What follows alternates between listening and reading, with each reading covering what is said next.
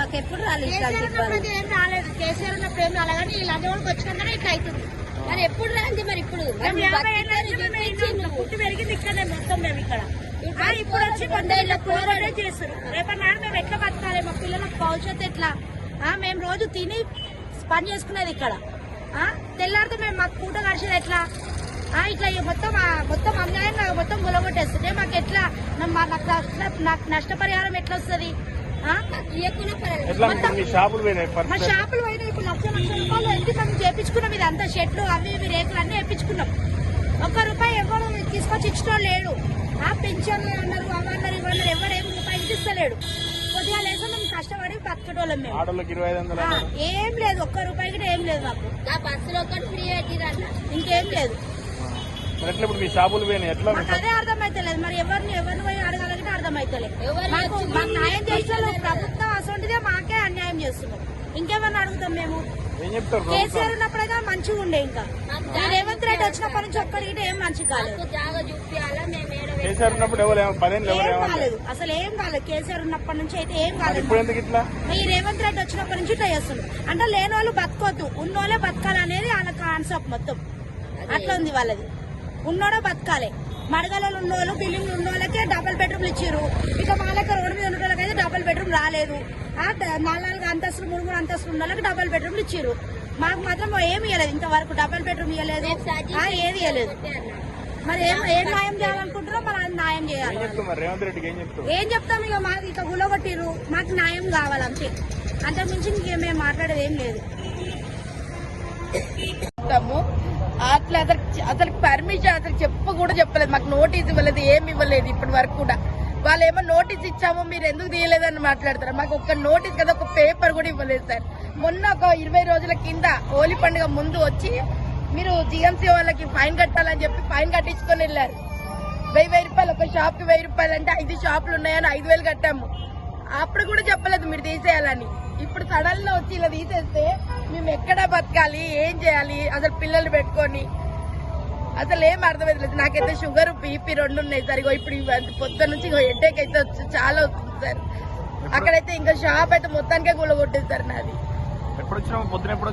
పొద్దున 9:30కి. అది కూడా పాప పిల్లల్ని స్కూల్ వదిలిపెట్టి వచ్చింది. నేను రాగానే మా పాప ఫోన్ చేసింది, మమ్మీ ఇట్లా కూలగొడుతున్నా అనగానే ఉరికొచ్చాను నేను ఇంటి దగ్గరికి వెళ్ళి. ఏమి ఇవ్వలేదు, అసలు నోటీస్ ఇవ్వలేదు, ఏమి ఇవ్వలేదు. నాకు షుగర్ ఎక్కువైపోయి వారం రోజుల నుంచి హాస్పిటల్ ఉన్నాను. ఇదిగోండి కాళ్ళు వాపులు. అసలుకి ఏమి ఇన్ఫర్మేషన్ ఇవ్వలేదు మాకైతే అసలు సార్. ఎట్లా మరి ఇప్పుడు మీ షాపులు పోయినా ఎట్లా మీ పరిస్థితి ఏంటంటే సార్ ఇప్పుడు ఏం చేయాలి సార్? ఏం చేస్తాం ఇప్పుడు? ఇవన్నీ ఎక్కడెక్కడ అమ్మే అలా మరి ఏం చేస్తారు? మరి గవర్నమెంట్ ఏమన్నా ఇస్తుందా? మేమైతే ఇక్కడ పెట్టుకుంటాం సార్. ఎవరన్నా ఏమని అనండి, ఇవన్నీ తీసేసి ఇక్కడ పెట్టుకుంటాం మేమైతే. మాకైతే ఇప్పుడు కాదు, 40-50 సంవత్సరాల నుంచి మా షాపులు. మేమైతే ఇప్పుడు తీసి ఎక్కడికి వెళ్లే పరిస్థితి లేదు మాది. మేము వేరే దగ్గర పెట్టాలన్నా కొత్త వాళ్ళు ఎవరు పెట్టనివ్వరు. మేమైతే ఇక్కడ పెడతాం. మీరు మళ్ళీ వచ్చి ఏమైనా చేస్తా అంటే చెప్పండి, మేము ఇక్కడ చచ్చిపోతాము. మీరు ఏమన్నా చేయండి ఇంకా అంతే సార్.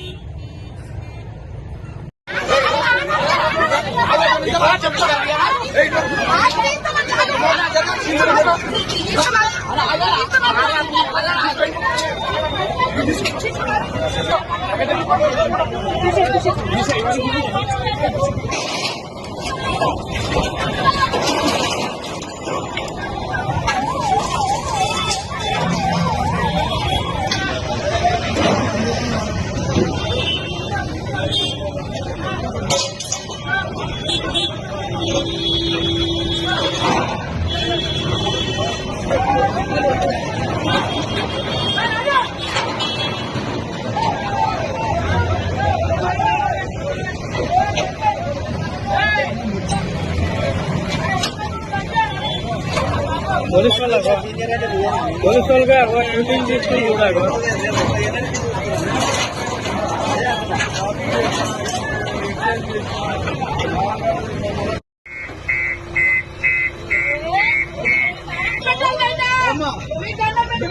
సామాన్ చదువుకోరు, సామాన్ చదువుకోరు, ఆగది ఎందుకు వెళ్ళి పెడుతున్నారు? సామాన్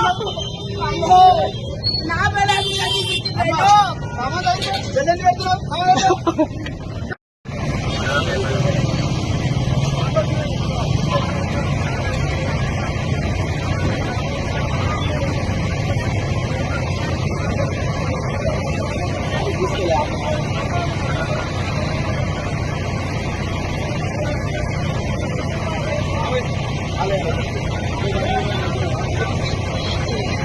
బండి